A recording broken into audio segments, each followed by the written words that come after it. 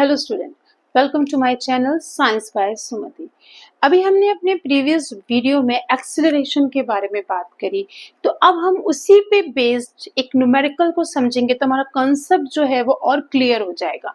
हमारा एनसीईआरटी का एग्जाम्पल है 7.4 है जो आपकी एनसीईआरटी की साइंस बुक में है कि starting from a stationary Rahul की जो बाइसाइकिल थी वो रुकी हुई थी, तो उसने पैडल मार के अटेन द वेलोसिटी 6 मीटर पर इन सेकंड कर ली and then he applied a brake to stop the bicycle and the velocity of the bicycle is 4 meter per second in next 5 second। Understood है कि जब हम घर से चले तो हमारा ऑब्जेक्ट जो था, हमारी जो बाईसाइकिल थी, बाईसाइकिल कार जो भी थी, वो क्या थी? स्टेशनरी थी। तो वहां पे इनिशियल वेलोसिटी हमारी कितनी हो रही है? 0। ये आपको क्वेश्चन में नहीं दिया रहेगा, ये आपको अपने आप ही यू लेना है। अगर जब हम ब्रेक अप्लाइड करके गाड़ी को रोक रहे हैं तो हमारी ये सेकंड पोजीशन होगी। अभी वो कह रहा है कि दोनों पोजीशन के अंदर आपको एक्सेलरेशन को कैलकुलेट करना है। Starting from a stationary position, Rahul pedal his bicycle and attain a velocity of 6 meter per second in 30 seconds. Then he applies brake such that the velocity of the bicycle come down to 4 meter per second from 6 meter per second in next 5 seconds. Calculate the acceleration of the bicycle in both the cases. सबसे पहले आपको given लिखना है। ये rule है numericals का, चाहे आप केमिस्ट्री करें चाहे आप फिजिक्स करें, आपको याद रखना है कि आपको पहले गिवन देना है। गिवन के मार्क्स होते हैं एग्जाम में।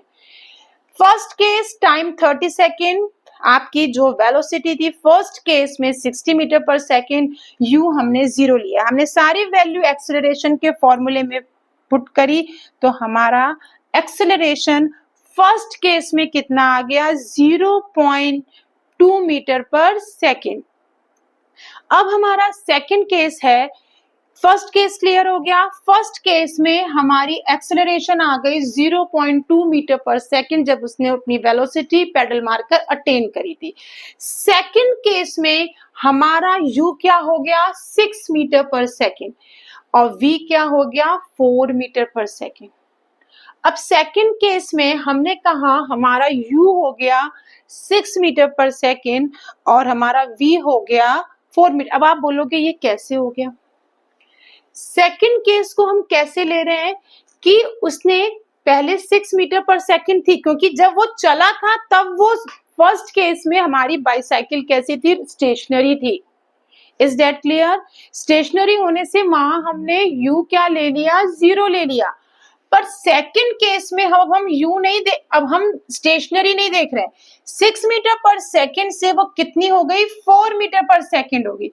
सेकंड केस में हम देख रहे हैं कि जो बाइसाइकिल की वेलोसिटी थी पहले 6 थी, फिर क्या हो गई? 4। तो उसकी इनिशियल वेलोसिटी क्या हो गई? 6 हो गई और फाइनल कितनी हो गई? 4, क्योंकि उसने ब्रेक को अप्लाई किया।